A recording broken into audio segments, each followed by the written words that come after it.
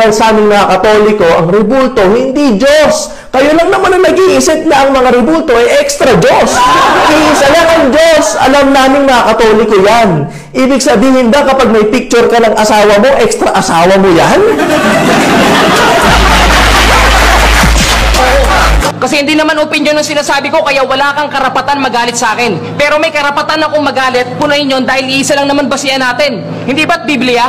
Oo, Biblia. Biblia na galing sa amin. Amen!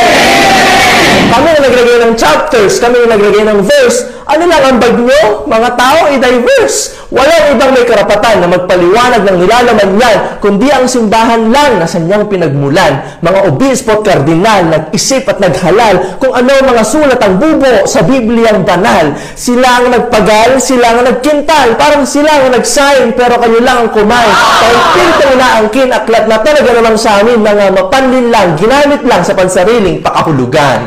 Hindi kayo ang personal na iniwanan ng aral dahil wala pa naman kayo nung dumating si Kristo dito sa mundo. Kaya anong karapatan mo?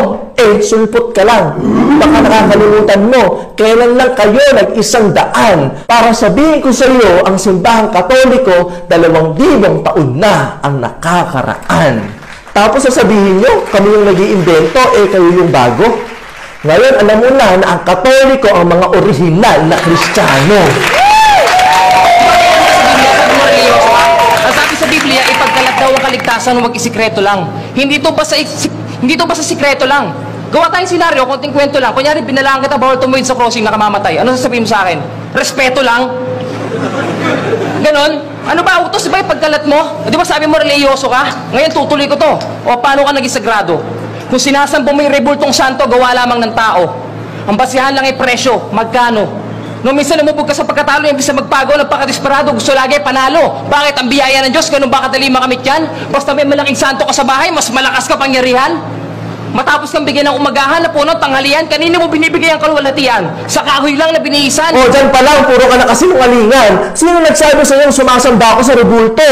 Di kami bobo para sumamba sa bato. Di bali sana kapag nilunok, magiging sidar na ako. Ang dapat mong ayusin ay ang utak mo na di porkit lumuhod yung buko o nagbigay ng sampagita, ipipilit mo sa iba na sinasamba na nila.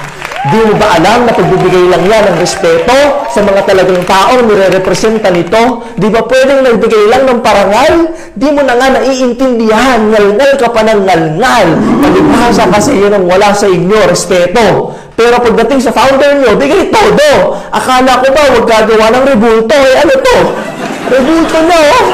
Tiningala at binigyan pa ng regalo. Bulaklak na ayos pang ilustrado. Tingnan mo, nga naman, oo. Hashtag, wag nga ako. Bila na kayo, santo ninyo, swerte to, sabi na.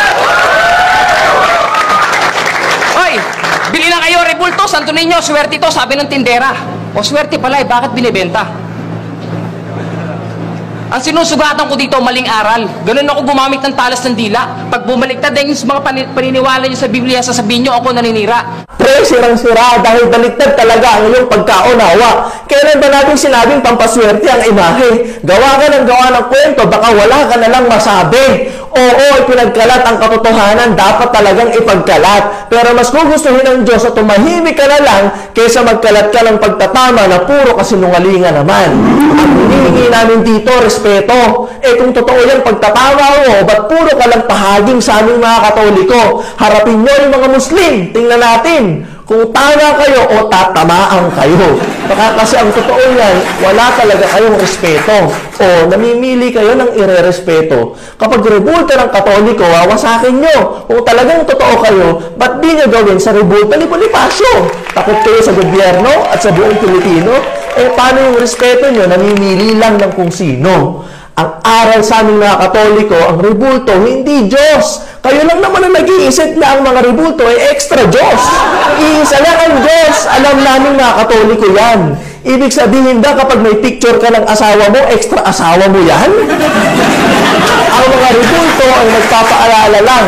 Tulad ng litratong kapag hinawakan, hinalikan, niyukaan, niluhuran, para sa amin, yun ay paggalang lang sa mga personang nire-represent niyan. Magbasa ka kasi ng Biblia, isang verse lang ang alam mo, nagdulong-dulungan ka na. Alam mo bang nagpagawa din ang Diyos ng rebulto kay Moises? Ayaw mong makinig kahit sabihin namin ilang beses, rebulto ng ahas sa ilang, na kung sino ang matingin lang, maliligtas sa kapahamakan, yan ang di mo alam. Wala kaming sinasabing swerte yan. Walang kapangyarihan ng imahe sa kanyang sarili lang. Pero pwede ang gamitin ng Diyos para ihatid ang kaligtasan. Bakit? Nalalaman mo ba yung puso ng tao pag nakaharap na siya sa banal na imahe at rebulto? Kapag nananalangin siya ng buong pagsuyo, kinakausap niya si Kristo sa trono at hindi ang batong binihisan ka mo. Mapanghusga ka lang talaga ng tao dahil lang nakikita ng mga mata mo sa panlabas na kasentro. Isip na sarado, kinantado ng mga paniniwalang inimbento. Kung talagang ikaw ay tunay na Kristiyano, bubuksan mo lang isip mo at puso at pipilitin unawain ang damdamin ng iyong kapwa-tao. Dahil kung manghusga ka lang agad na hindi mo naman talaga alam, wala ka ng kwentang magdasal, wala ka pang oras magmahal. Time!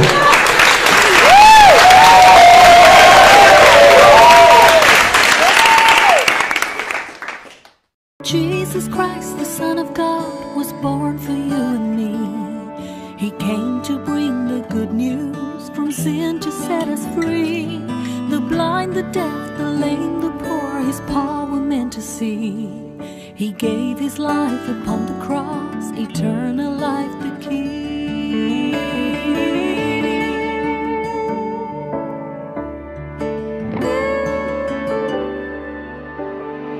He broke bread and shed wine before His agony. We share the body and the blood in His memory. To make His message known is our